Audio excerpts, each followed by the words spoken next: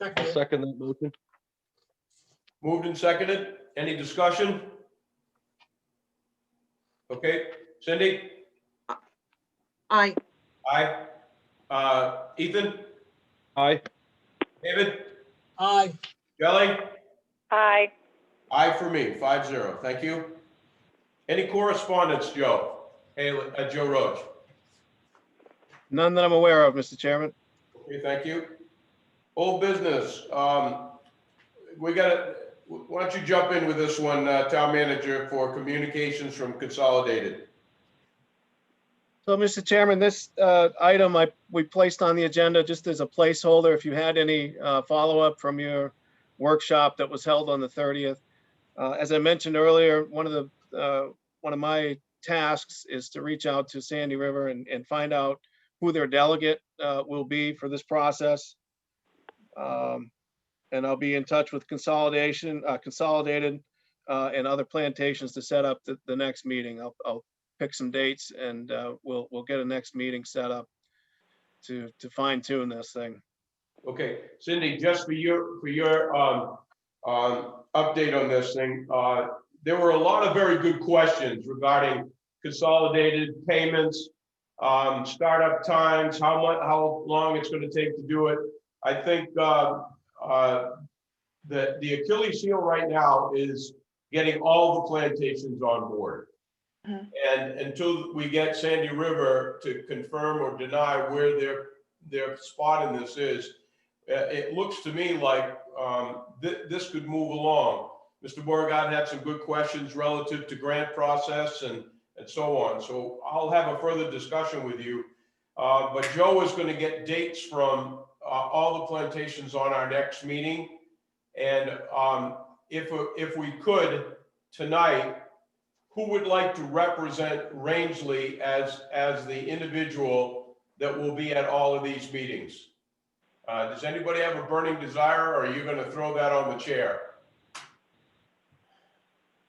I don't hear anybody saying anything. Thanks a lot. I'm actually part of the Economic Development Committee. I'm sorry? I'm actually a part of the Economic Development Committee. Okay. And you want to just stay in that role and have somebody else from us represent the board? That's fine. Yeah, I didn't get that. That's fine. Okay. So, okay, I'm going to start with a newbie. Hey, David, you want to be the one, or you want me to do it? Oh, you can do it. Thank you.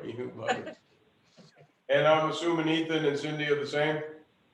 I don't mind being a backup, Steve. It depends on if work slows down and I actually have extra time, I'd be happy to. So, I mean, I think it's just so important that we move forward with this. So I'm happy to assist. Okay. Ethan, are you happy with that maneuver as well? Yeah, I mean, as Cindy said, I'm extremely interested in this, and I have been since I got on the board. I don't know what the time frame is for me to make a commitment and then suddenly not be able to show up. I don't like not showing up if I say I'm going to. Okay. So we'll go with me and my backup, my sidekick, Cindy. So Steve, just one other comment, since we haven't had a chance to discuss, there was a recent news article out regarding the most recent COVID relief bill and federal funds being made available for rural expansion of broadband. And so, Joe Roach, I just didn't know if Daryl could put his feelers out as to, if where is this gone? It was a local, it was an article by one of the like Augusta area municipalities, but they're supposed to be federal funds from this most recent bill. Mr. Chairman, if I recall, that may have come up in the board's last meeting. Daryl is aware of it, I believe. I can ask him to research it a little bit more. The general feeling in the last meeting was that the folks in attendance wanted to by all means, embrace any grants that were available, but they didn't want to let the grant process slow the proposal down. So they were willing to use bond funding to kind of get the proposal off the ground, and then embrace any grants that came along, potentially with the end result of offsetting user costs down the road. But I've made a note to follow up on that with Daryl, Mr. Chairman. Okay, Cindy, you bring up a very good point, and it was made clear at that public meeting, the last meeting about consolidated, that initially it was thought the grant process was only going to be for the $10 component that people will have to pay in. It was made very clear as a result of a pretty lengthy conversation it should not be that narrow of a focus. Our focus should be not only for that $10 component, but for the entire payback of this thing, should there be issues with consolidated and such. So to your point, it's not gone unnoticed. And Daryl was made clear to be looking.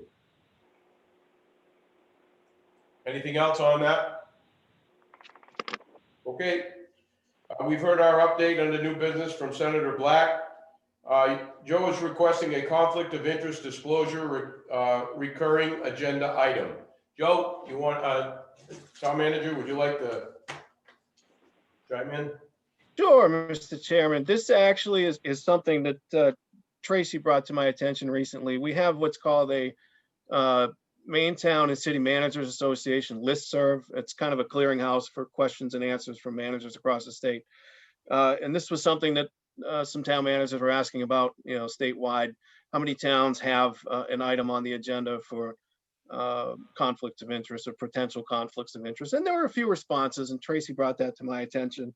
And I said, that would probably be, in my mind, an easy way to generate a conversation amongst board members, or for a board member to identify something on the agenda that they may want to disclose or think a little bit about if they have an interest in something that's on the agenda. So it's a suggestion or recommendation from both Tracy and I that the board consider putting that on there, just really as a kind of a reminder to you as you get into each meeting. Before you get going, you can read that and say, do I have any interest in this as a citizen? And should I disclose that to the board and to the public before we take any action on those? So just a suggestion or recommendation from us for your consideration, Mr. Chairman. Let me just start by asking you a question. Is this item here, if it was to say an agenda item up around number 2 or number 3, being number 3, where the chair or whoever is running the meeting, the vice chair or whoever, asks just a general question: is there a conflict of interest due to any items after this point forward? Is that what you're suggesting? That is my recommendation, Mr. Chairman. Yes. I think that's a great idea. Cindy, I'll start with you. Good idea. Ethan? Okay. Yes. David Haley? yes, Good idea. Shelley? Yes. I think it's a good idea as well. All right, we're just going to consider that on our agenda next time as part of our policy moving forward. Thank you, Tracy. Thank you, Joe. Maine Municipal Association Elected Officials Workshop. Joe, this is something you're going to have to get on board with. Shelley's been through it. She's been on board before. Ethan, I think you were through it last year, correct? And so it's available to us all. Cindy, our perpetual select person, has done it many times, I know. And I've done it now 3 times. So I think it's a great thing for you to do, David. And I'm going to actually get in on some of the sessions on this next go around. You had your hand up, Cindy. Go ahead. Yeah, it's actually required every time we're elected. So I might be due. What's that? I might be due as well. I'm not sure.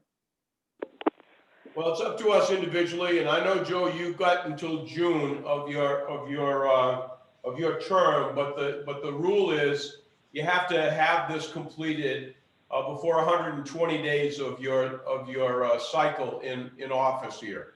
So you gotta get on top of it, okay? I'll get it done. Okay, thank you.